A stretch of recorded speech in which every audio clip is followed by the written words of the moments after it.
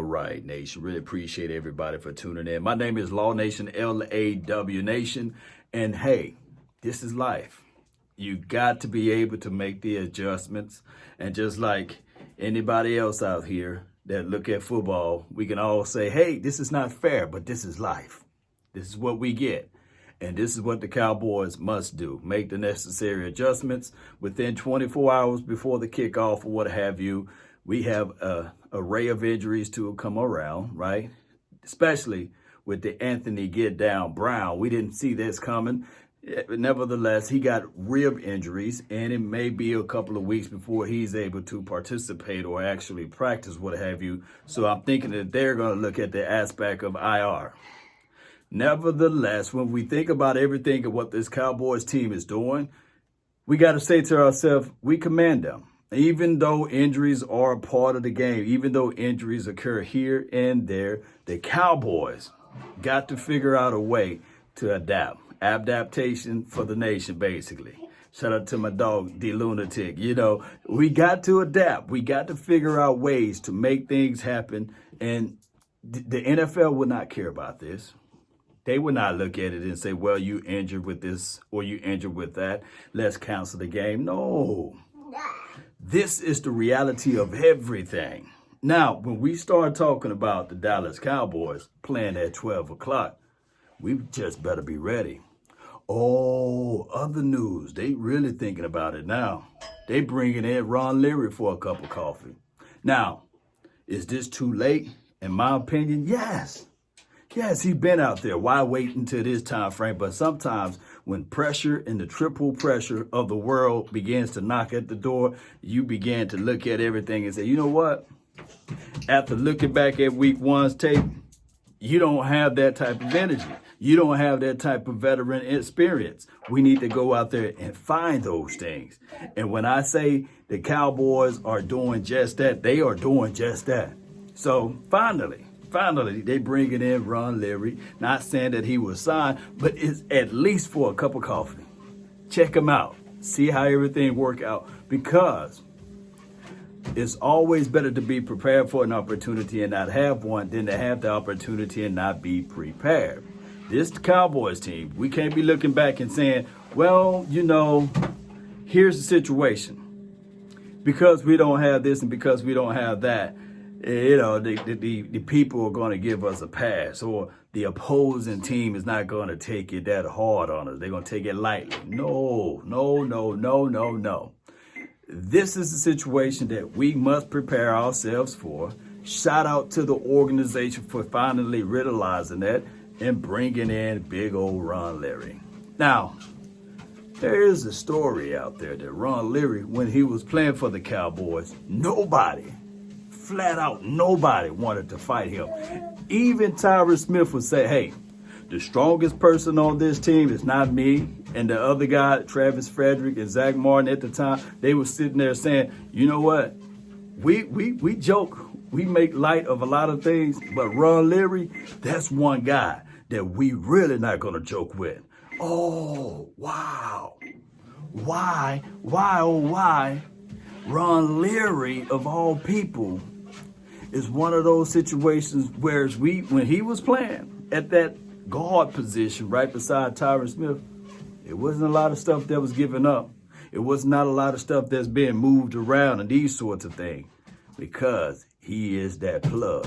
And I love the fact that we're revisiting this moment in this situation to bring in a real person with strength. I know Tyron Smith, he got this neck situation. He's day to day, and it'll be a game time decision or what have you. I would be crazy to think otherwise. And everybody else would be crazy to think otherwise as well. To think if Tyron Smith goes down, everything is okay. We good with Brandon Knight. We good with whoever they're going to put on that side. It is always best to be prepared. And I think this is what the Cowboys are doing. That's what they're doing, regardless of how we look at it and regardless of how we see it. Now, Aldon Smith moving over to defense. He had the most snaps last game. He had 54 of them. That's not bad. That's not bad. And he was one of the better defensive players last game. 54. So you mean to tell me a guy that didn't play football in 5 years, he had the most impact on the team? So the rest of that defensive front is zero excuses. We got to get to Matt Ryan. We got to figure out ways. D-Law, hey, you got to do your thing. Even Dontari Poe, Crawford, everybody that we got on that front four, it's time for you guys to shine. That's what it's about. And when we think about defense, in order for the other guys in the secondary to blossom and show up and show out, the Jalen Smith and whoever else we'll have at linebacker, I heard that they're going to bring Luke Gifford. He should be playing this week. We will find out what kind of shape he is in as well. And Jordan Hip-Pocket Lewis, the front four will account for all of that. And Cheeto Woozier, shout out to him for having an interception. At this rate, he should have 16 interceptions, right? He got one his first game. Shout out to him. I cannot believe he was able now to get his head around to the ball, and he's doing all type of fantastic stuff. So, and on top of that, when we look back at Cheeto Woozier, he had an interception every game. Well, every year he's been playing the game. That's what I meant to say. So we look at everything. He even came out and said, yeah, Diggs handled himself like a veteran. Diggs is a guy that when he come onto the team or what have you, when he came onto the team, he's already got that veteran-esque type of personality. I can't wait to see what this guy gonna do this weekend. Cowboy Nation, I want to know your thoughts. I want to know how you guys feel, especially about the Tyron Smith situation. Will he be able to play this weekend? I know. It's a late push for it because it's an early game, and we have strong reservations on that side of the field, especially if the left tackle go down. Of course, I'm already mad at La'el Collins. I'm mad at him. You know, there's no excuses for him to show up out of shape in these sorts. But how do you guys feel about big old Ron Leary? Man, that's a monster there.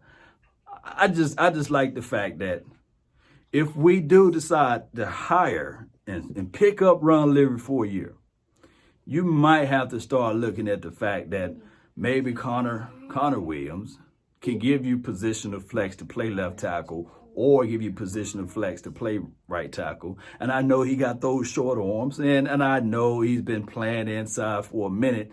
That power just not there. His kickback, his drop step is not that bad. He just got short arms. Let the man play on the outside. He's not that strong. You don't need a lot of strength to play on the edge. You need the quicknesses and the agile and the agility to play on that side. So let's see what everything work out with those type of situations. And how do you guys feel about Antony Brown going down? Is that a major issue? Or there's much to do about nothing? I will tell you guys this. I love J. Lou. I love what he brings to the table. But let's not be foolish and say that man is 100%. He got his elements too. He's coming back. It's going to be his first game. So don't think that we getting Deion Sanders for crying out loud. That's been my time, Cowboy Nation. I really appreciate you all for yours. Don't forget to post me your thoughts now. Leave a comment. Oh, if you're new to this channel, hit that subscribe button while you're there. Rub the notification bell because I go live at various times throughout the day. So, and that's just how my schedule. You guys can hear my daughter in the background tearing up the place, right? Nevertheless, one way or another, Cowboy Nation, that's been my time. I really thank you all for yours. And remember, you're listening to nothing but the best. Cowboy Nation, let me get back to daddy duties. Salute.